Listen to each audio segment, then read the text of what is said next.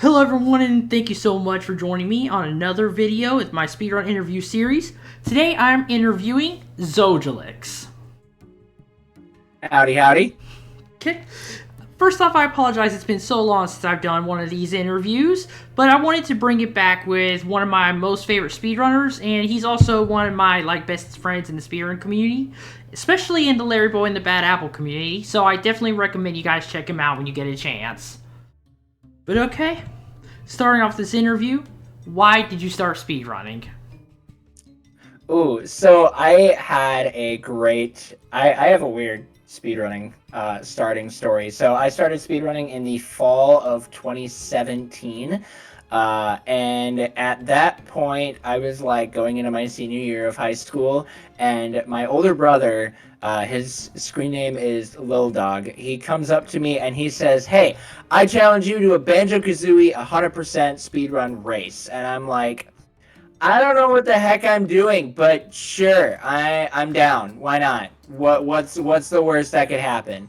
So he sent me the beginner's tutorial that was made by Haginator, and I started learning the strats for it, and just basically got hooked on anything speedrunning related. At that point, I was practicing so many different games, and just never really stopped. The funny part about the whole thing, though, is we never actually raced. So I've been speedrunning for 7 years now, and that race never happened. How do you think it would have turned out for you guys if you actually went through with it? I think, honestly, my brother, I think, was better than me at the game. He had done a lot of practice, but never actually, finished a run. Um, and I think when it comes down to it, I think he would have beaten me at that time. But granted, my mindset when it came to speedrunning was horrid. I was very much like, I completed one run, and then I was like, all right, I'm like world record level competitor, and didn't I wasn't prepared for the grind that comes with speedrunning, especially in a game as punishing as Banjo-Kazooie, where a mistake can cost you minutes if you aren't careful. And being a wee baby speedrunner as I was, it definitely showed a lot in my PB attempts of that game. Yeah, I've seen how much the speedrunners Zibbity Bobo, for one thing, struggled with that game. Mm-hmm. Okay, now what games are you currently speedrunning, and what games do you plan on speedrunning in the near future? Right now, I am very much focused on anything within the Lord of the Rings series. So if you go to speedrun.com and you find any of the Lord of the Rings games, you'll find my name attached to a lot of them, but that has kind of been a lot of my focus. I haven't talked about it quite yet on my own stream, but it is a goal for myself as I get into because I realized that coming up in 2027 is going to be my 10-year speedrunning anniversary, which is crazy to think about. But I want to complete a Lord of the Rings EA Games speedrun, which is a multi-game run that encompasses every single main game that EA published under the Lord of the Rings title. That will cover all of the games including Lord of the Rings 2 Towers, Return of the King, Battle for Middle-earth 1 and 2, Lord of the Rings Conquest, and Lord of the Rings The Third Age, all as one big speedrun. And I have no idea what the ETA on that run is going to be, but it is a 6-game run, and the longest speedrun at an optimal level in that category is about 3.5 hours. So it'll be a long day, but I'm excited. I think it will be super fun, as just a way to showcase everything that I've done, because that has been kind of my bread and butter, has been those EA speed runs. There's just so many games attached to them, all of them of which I love very, very dearly. And yeah, that's kind of the main thing that I'm kind of focusing on right now in terms of speedrunning. In terms of games that I want to learn in the near future, I mean, gosh, there are there's too many. I really want to dive into some Final Fantasy VII remake. I want to learn Shadow of War. I want to learn more Kingdom Hearts speed runs. I want to learn more Lego games. I mean, you look through my speedrunning profile, you can see that my speedrun.com profile shows about how bad my ADHD is and that I can't really seem to commit to a speed game for very long. I switch games a lot, which is both a blessing and a curse. I get to experience a lot of different games, but I also don't really tend to get good at any of the games that I speedrun, which, I mean, I won't complain too much about that because one of my favorite things is just learning a new way to go fast in a video game. What about your plans with Larryboy and the Bad Apple? I definitely need to improve my time on that, especially with Master Control Switch skip being a thing. I haven't. I love the game, but after I had the any percent world record for a time, getting the 125. I was really happy with that, and I know I can get my time down a lot as long as I just incorporate Master Control Skip. It just is the motivation to learn the new trick. It's just not there for me right now. But I know that with that, I could probably start even thinking about realistically looking at a sub 120 in full game any percent, and definitely a sub 110 is on the table for abridged. Okay, then.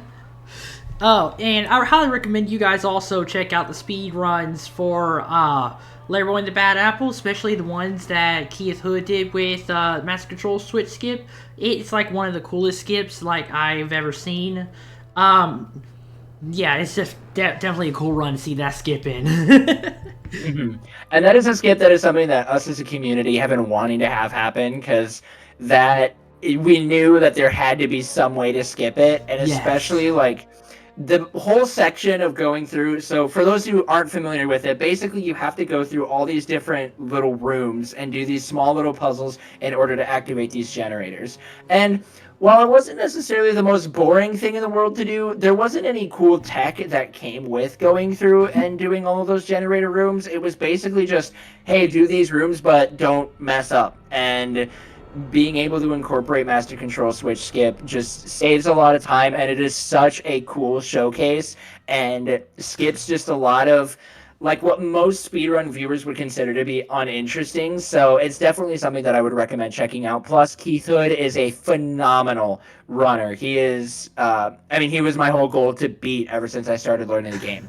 And that was back in summer of 2018, I think was the first time I did a run of Larryboy and the Bad Apple. Yeah, and the whole community came together, messing around that entire area, like figuring out the mechanics even more. Not trying to brag, but I was able to figure out a way for the first Master Control Switch skip. Mm-hmm. Keith Hood managed to find like an easier setup. Personally, I've never had problems with the first setup, but everyone else did. No offense, Zojalyx.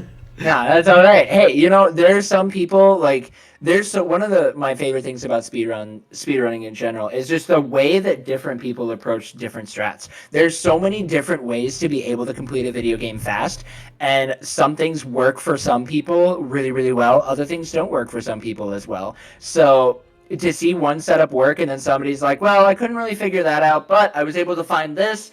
And then other people were like, well, these don't really work for me, so maybe I'll try and find this third method that might work out. I think it's one of the coolest things about speedrunning. There's just so many different ways that you can approach a level, and I love it. It's one of the reasons why I love speedrunning, because you just see so many people come together to play a video game and do it fast. Oh, heck yeah. What glitches, skips, and or tricks would you say has been the easiest and also the hardest for you to perform? Ooh, that's hard. When you run so many different games, it is so hard to come up with what is a easiest and a hardest glitch and skip to perform. I would say for me, probably the hardest skip that I have ever had to learn would be in The Lord of the Rings: The Third Age. There is a skip called East Moria skip. And this skip saves a total of, I think, skips 20 minutes of content, if not more. This is a huge skip.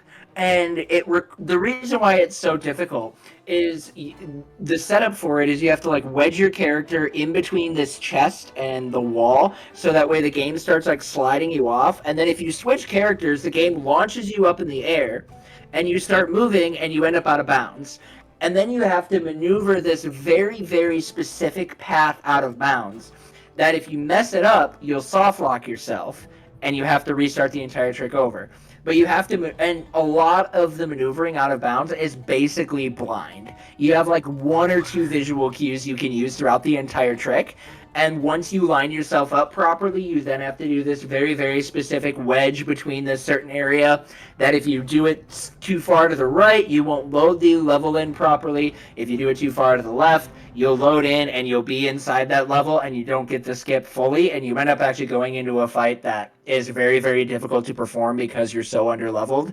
And so it's one of those things that it's like, it's really, really tough to learn, but it's super cool. I mean, it's a really neat trick to check out. I highly recommend checking out the Lord of the Rings: The Third Age, both the Balrog percent and the full game run. They're both super sick.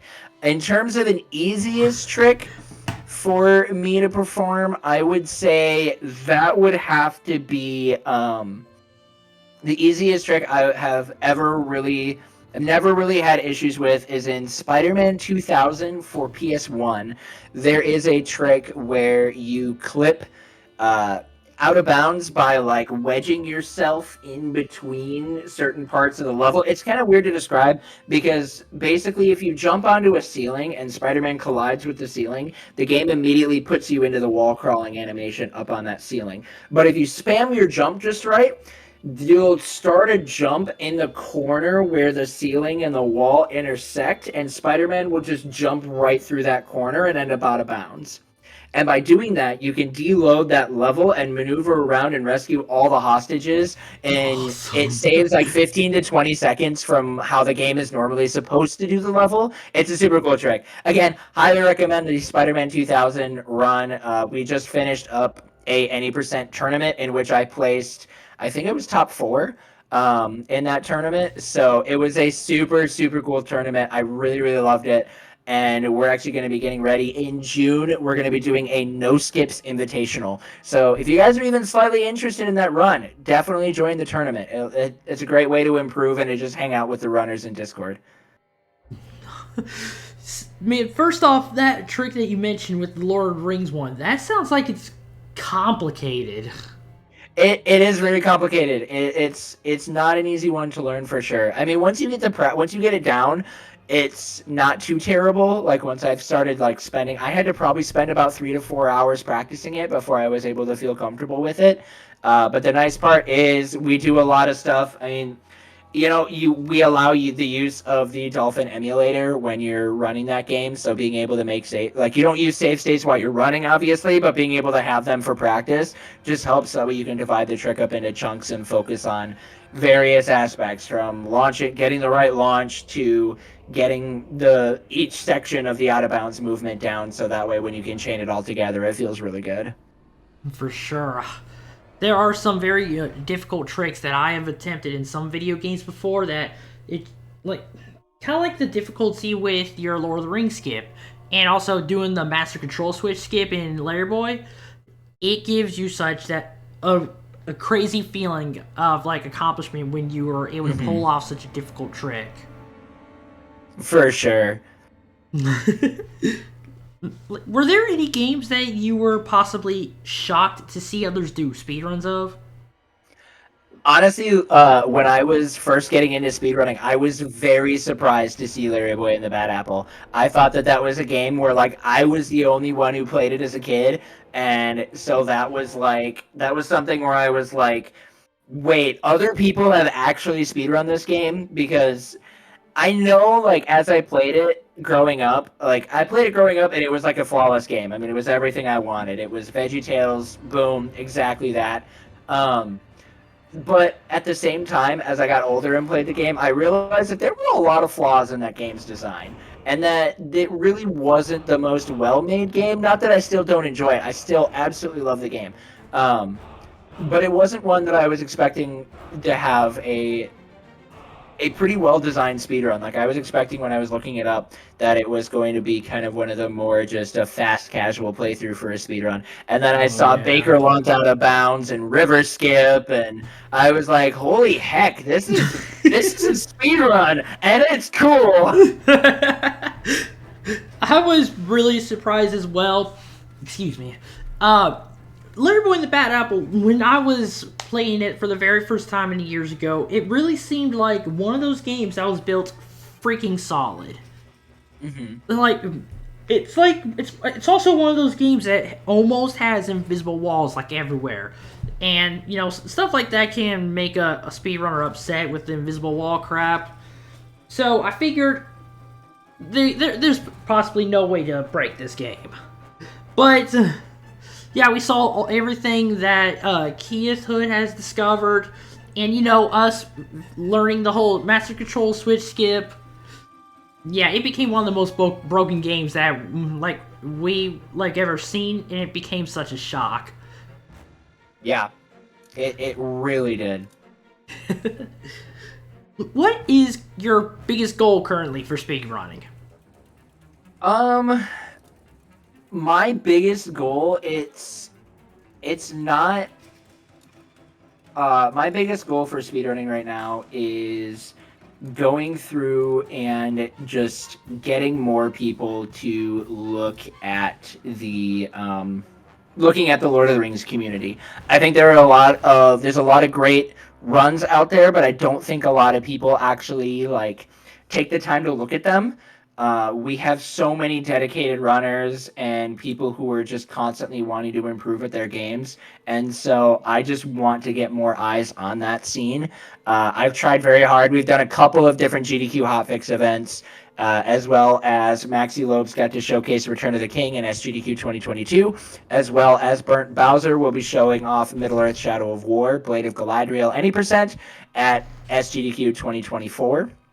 So I think there's a lot of really great potential in those runs, and our runners just are constantly working. Oh, and I forgot, Crixium showcased The Hobbit at an SGDQ as well. Yes. So we have gotten a few great showcases, but I still think in terms of the overall grand scheme of speed games, we do kind of tend to fall under the radar, and I just really want to see more people more of those runs getting into the limelight. I think they are all great in their own way. There's so many different ways that you can speedrun Lord of the Rings games. We have everything from turn-based RPGs to action RPGs to platformers to RTS games to tactical games. I mean, you name it, there's a Lord of the Rings game of it, and I really think that if more people just gave them a shot, they would be able to see just how great of a speed game they are, and then we can continue to grow our community in a lot of new ways. Yeah, and now that you mentioned The Hobbit, I was about to ask you this as well. The Hobbit, it's not like a full-on Lord of the Rings games, a full-on Lord of the Rings game like you play, like those ones you play. Mm-hmm. Would you ever have any interest in speedrunning The Hobbit? I have actually done some speedruns of The Hobbit. I really enjoy it. I think it is a super fantastic speed game. I just haven't taken the time to do it because I don't do well with punishing speedruns, and it is a very punishing game. It's very difficult, but it is great. Like, my PB right now, I have 5 minutes of time save in the last level because that stupid Corwin skip is very difficult. But it's a great speed game, and I do consider it a Lord of the Rings speed game because it's anything that falls under the Lord of the Rings series on speedrun.com. I kind of have taken as that's all. I know The Hobbit, they have their own thing and they've been doing their own thing, which is great. I don't expect them to merge with the grand Lord of the Rings speedrunning community. If they want to just continue to do their own thing, that's great. They have a wonderful community. M Karma, Shockster, all those guys are fantastic. And so I think it's a great game, and I still want to see more people speedrun that. Also, go check out M Karma's world record history documentary on The Hobbit. It is a fantastic documentary, and he did an incredible job at showcasing the game's history. So definitely go look at that if you have not seen that already. I'll leave a link to that in the description down below, everyone. It has some of the most broken histories I've ever seen, The Hobbit. Mm-hmm. Yeah, man, I would love to see a video like that for some of the Lord of the Rings games you've played. Personally, I'm not a big fan of those kinds of games, but seeing speedruns of them, seeing their skips and glitches, I do think it is pretty cool and deserves it. Yeah, we've been talking about it. The biggest thing that we are kind of waiting on is we still think that there's a lot of areas for our history to grow, specifically in the game that I speedrun the most, which is the Lord of the Rings: The Two Towers. That game, It's really funny to say this, but in terms of speedruns, while the game came out in 2002, its history is still quite new. It really did not become a speedrun at all until speedrun.com was already a thing, which is funny to think about because I started speedrunning after speedrun.com was already a thing, but in the grand scheme of speedrunning history, speedrun.com is still really, really new. A lot of speedrunners actually were speedrunning before speedrun.com was even established. And so we know that we still have a lot of ways where our history can grow. And we think that we would want to see something like that happen more before we start diving into a world record documentation. But before we can do that, we need more runners. So run our game. Okay, like, what are some of the weirdest games you've ever seen people do speedruns of? Oh man, there's so many. I've gone down the rabbit hole of speedrun.com/random game and just kind of have seen what happens. First game that comes to mind is Elmo's Letter Adventure. If you've seen that game, that thing is cursed of all heck, but it does have a fantastic speedrun. Barney's Hide and Seek game is another one Yes. that I still need to do an any percent no controller speedrun just to say that I've done it.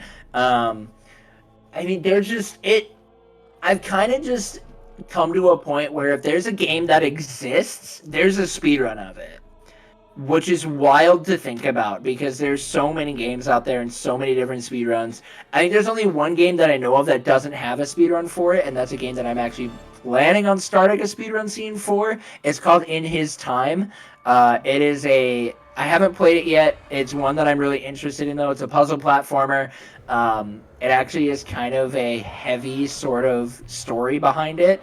It's about a adolescent who is just basically going through life and is discovering his purpose in life and what that looks like, and he like battles some very, very heavy demons throughout the game. So I'm excited to play it, but yeah, I think it's going to be a pretty cool speedrun as well. I just need to pick the game up and start playing it so that way I can dive into that. You know, I have a very interesting history of the games that I've chose to speedrun. That you have. I'll share this with you guys, especially if you're viewers of Zojalyx watching this. One of the weirdest games I've ever done a speedrun of that a lot of people have questioned, especially when I posted it on TikTok, is a speedrun where you're healing... This is gonna sound very weird. A speedrun where you're healing the legs of a pregnant Twilight Sparkle. That's a new one. That's a new one. Look, I'm editing it. I'll edit in. You guys can see footage down there, like in between me and Zojalyx, like some of that weird footage from the game. Yeah, at the time Zojalyx doesn't see it, but that was one of the weirdest games I've ever done speedrun of.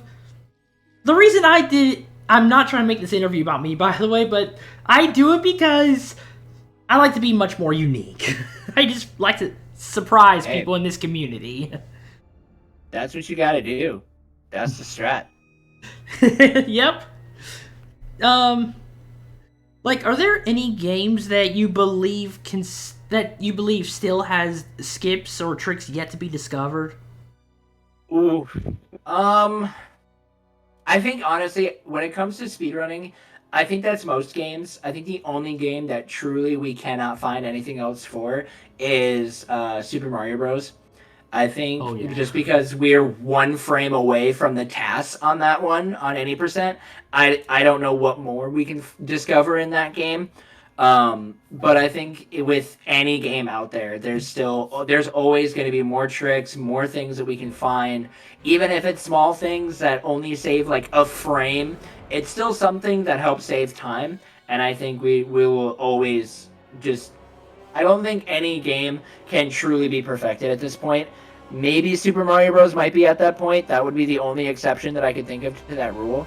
Unless there's something else that like runners have just like beaten the task for or something that I just don't know of. But it's another one of the things that I love about speedrunning is every single game just keeps on giving no matter what. We're always finding new stuff, even if it's not necessarily a new game-breaking glitch, credits warp, or anything like that. It's still just like this new small thing that helps to make the game go by just slightly faster. And I think that's what we're going to be in for with any game. And another question just came up. Have you ever encountered a sudden glitch or something that just suddenly made you skip a part of the game that you just have never been able to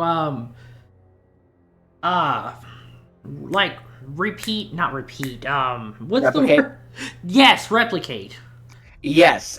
So back in 2019, I was doing world record attempts of Lord of the Rings: The Two Towers, and I just had a run that just died. I was like, well, gonna reset it. I go to start the run. I skip the first. So our timing starts when you skip the first cutscene. I started my timer. I skipped the first cutscene, and then the cutscene for the end of the level played, and we went on to the second level. So 3.5 minutes of the run was just gone. And to this day, we still do not know what makes it work. It has been something that we have messed with, found, spent countless hours trying to figure out how it works, and we just have not been able to find it. I think I still have that run saved. It was actually really funny because that was like, I just like did that glitch. It happened, and I was like, heck it, I don't know what's going on. I'm finishing the run. That's what I'm doing. I'm finishing this run just to see what happens, and I was like a new world record by like 2.5 minutes. I lost about a minute of time because all of my EXP was messed up. But at the time, I saved that run, and then we just decided, like, I didn't upload that run to speedrun.com because we were just like, that wouldn't be fair to have that as a world record, to have that, because that's just not going to be beat. Which actually now, with the stuff that we've discovered from then until now, the current world record without that is about a minute faster. So if we were Yeah. able to figure that out, then we could still actually be able to save even more time, and probably completely have to change how our categories would work if we could figure out a way to do it consistently. But from what everybody has tried, they've had like 2 successes in about 4 hours of doing different things. Yeah. So it's one of those things where it's like, it's great, but right now we can't reliably mess with it. It's kind of like that whole upwarp thing in TikTok clock in Super Mario 64. To this day, people are still trying to figure out how that happened, if I recall. Mm-hmm. When I was speedrunning Buffy the Vampire Slayer, one vampire just suddenly, like, started to jump towards me, and, but it jumped in the wrong direction, and when it hit, like, it was like a slope, like, that was going up, and, it was like a small slope, like, where you can just, like, climb up on. And the vampire jumped, like, to hit the edge of it, and then it just clipped through the geometry. I've seen the vampire clip through the geometry, and I was thinking, maybe if I jumped at it in a specific way, I could do that too. But I don't know if it was just some random mess up that the game just got confused and just thought there was no hitbox on the thing, on the platform or whatever. But I've never been able to find any way to reproduce that, replicate it. Like, maybe something to do with the enemy's hitboxes, I don't know. These games Who are knows? just... Video games are very, very weird with how they want to work. I always find it so epic and so cool that in a speedrun, like, it's always... You're more susceptible to encountering glitches that these games are never used to, like, having. Mm-hmm. Like, that's one of the coolest things with these speedruns, is these sudden glitches, and, getting people's reactions to, wait, what just happened, and all that. For sure. Okay, before we end this interview, do you have anything else to say, Zojalyx? I just want to say, for those of you guys who've been following me, I do appreciate all the support. I know that my content can always be kind of all over the place, but that's kind of just what happens when you aren't able to do it full time. If you guys do want to continue to support me, I mean, I'm really diving into a lot more Lord of the Rings content. I'm hoping to continue to do more speedrunning videos with that, and just continuing to showcase how cool those runs are. So please do follow me on Twitch and subscribe to my YouTube channel. If you guys want the best way to support me, though, I do highly recommend checking out my Ko-Fi. It is linked both in my Twitch as well as on my YouTube. That is the best way that you can support me financially, because if you sub to Twitch, Twitch is dumb and doesn't like to and likes to. I will say it to the ends of the earth. It's really dumb that somebody pays $5 a month and I only see $2.50 of that $5. It's really dumb, and so I definitely would say that the best way to support is through Ko-Fi. That way, all the money that you give goes directly to me, and you don't have to give it to Jeff Bezos because we all know he doesn't need any more money. So that's the best way to support me financially through Ko-Fi if you are interested in doing so. Just continue to follow everything that I'm doing, guys. I know I do a lot between speedrunning content, Lord of the Rings stuff, as well as my freelance esports shoutcasting. I do so many different things, as well as try to be a good husband and heck, by this time in like 5 years, it'll be good father, which is weird to think about, but there's different things it's the best way to support me. Just, thank you guys again. It's been a long journey and it's been a slow climb, but they don't call it a grind for nothing, so. Nope. And anyways, I'll leave a link to his YouTube and Twitch and his Ko-Fi in the description down below for you guys to check out as well. But okay, that's going to be it for this interview, everyone. I really hope you enjoyed it, and if there's anybody else you guys would like to see in this interview series, let me know in the comment section down below. But alright, thank you so much everybody for watching, and I'll see you all in the next interview. See you, everybody.